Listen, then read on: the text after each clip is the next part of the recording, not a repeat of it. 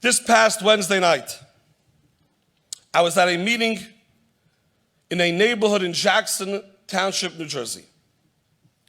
Today, there are hundreds of families, Kenai Nahara, Ken Yirbu, that live in Jackson Township. And the meeting was about the possibility, or are there possibilities, of being able to build a shul. What's the discussion? You just build a shul. A few years ago, as Frum families began to move into Jackson Township, some of the residents were not overly excited about this new group moving into their town.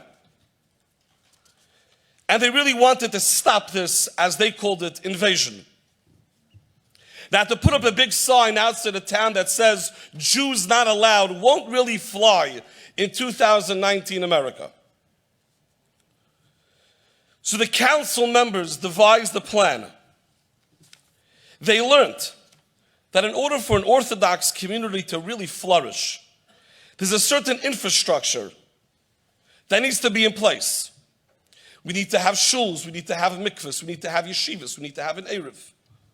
So cleverly, the township passed ordinances that makes it practically impossible to build a shul. In order to build a house of worship, you have to acquire 2 acres of property. The average size lot in the neighborhood I was in was 1/4 of an acre. They would have to buy 8 houses, all next to each other, knock them all down, get a variance, and then build a shul. That's not happening. Their hope was if we limit and we prevent the infrastructure, we will deter people from moving in. So now we fast forward till last week, Wednesday. Baruch Hashem, as the years have passed, since those ordinances became law, there are hundreds of families that have moved to Jackson. And by and large, and I want to be very clear about this, they are living in this town peacefully, harmoniously. It's beautiful.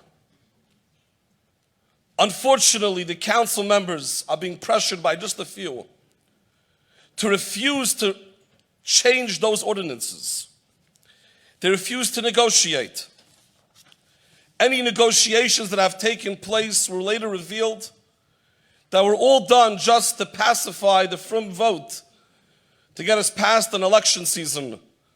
And then they renegated on all the negotiation talks that we had. And you have a community with hundreds of people. There are thousands of children. And they don't have a place to daven.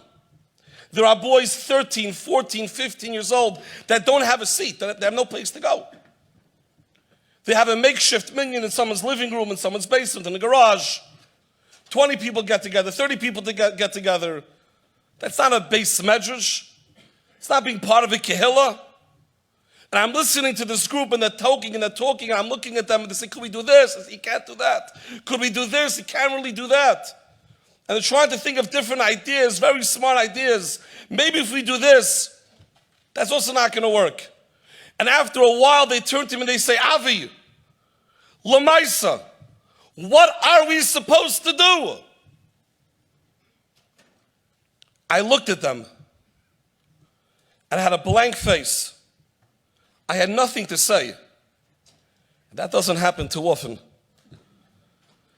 And I just thought to myself, what are we supposed to do?